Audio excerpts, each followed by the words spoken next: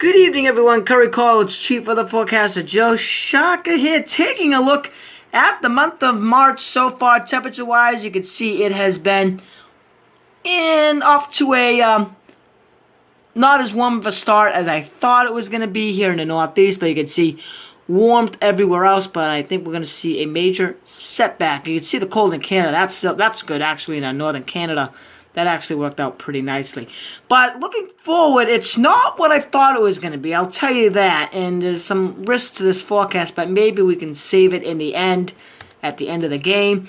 So here's the 12Z GFS Ensembles, days 0 through 5. You can see 2-meter temperature is going to try to be warm here in the east before the cold comes, because it is going to be in the 50s for tomorrow and Wednesday in the Northeast before the Arctic air does come into play. So that is included in this. Here is the 500 millibar pattern next 5 days, but you can see the cold here, these low heights getting ready to invade the Northeast as the ridge is suppressed southward. Here we are, what is this here, days 5 to 10. Now, here we are, March 12th to the 17th, and here comes the cold in the Northeast. Not what we thought it was going to be. Not at all. And here is this weekend coming up. This is the 5-day mean starting this week and going into next week. But here is, what's this, next Friday into Saturday? Yeah, this is this Friday and the Saturday and the Sunday. You can see this could be a really, really cold shot of air that comes in this Friday night into Saturday night in the Northeast. We may have highs again in the teens and record levels in the Northeast on Saturday. And here's the 8:50 Saturday morning.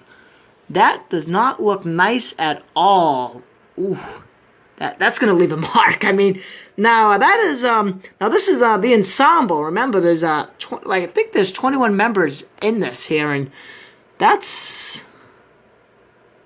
a good 20C. That is a minus 20C at 8:50.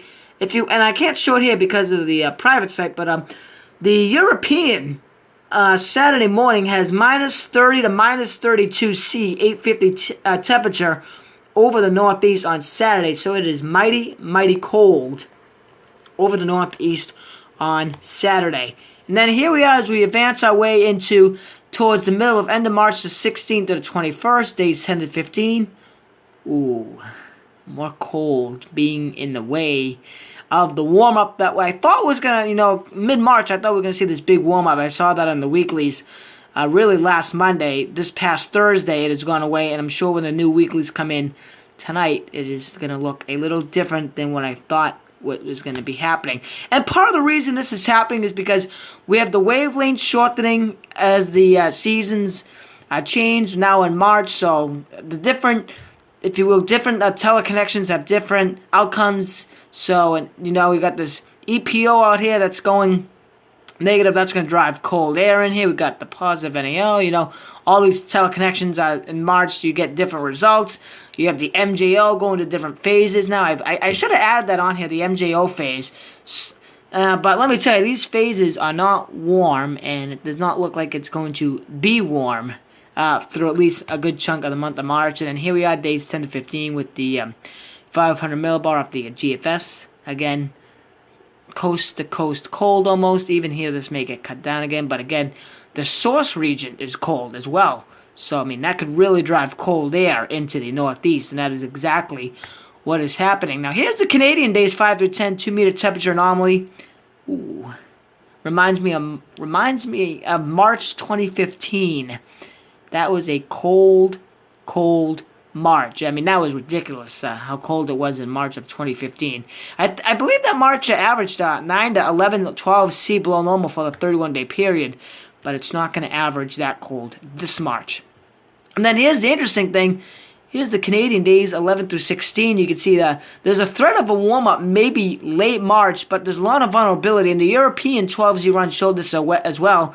There could be the ridge coming back late March to save my March forecast, because I have a warmer than normal March in the Northeast and eastern part of the country. So maybe the last 10 or so days of the month can save us if it can get warm enough to offset the cold that is coming. And here we are looking at the 500 millibar height. You can see ridging starting to come back. We got a trough here and lower heights here, so that could support and promote warmth again in the east. And here's the Canadian SIPS, and I really like the way the Canadian SIPS has done really over like every month over the last year or so. It's done a very, very good job forecasting globally. I think it has like a 96 or 97% accuracy for a global 2-meter temperature, but I will say this, it always busts in its monthly forecast, one monthly forecast. Somewhere in the globe, it is off. This may be the time that the Canadian SIPS bust its monthly forecast in the Northeast, where it has it obviously several degrees Celsius warmer than normal. It may turn out obviously cooler than normal. So see how that works out. And I like the cold here in Alaska. You can see how cold it is there now. So I think that's going to be working out, and how cold it's going to remain in that part over the coming couple weeks. So I think the cold forecast, which is right here in Alaska, is going to work out pretty good. It's just the Northeast that is on the fringe of warmth and cold, and with this highly vulnerable pattern, it can really go out either way. So we'll just have to see how that works out for now. But the next couple weeks, not what we thought it was going to be here in the Northeast. That's it for now, and thank you for watching.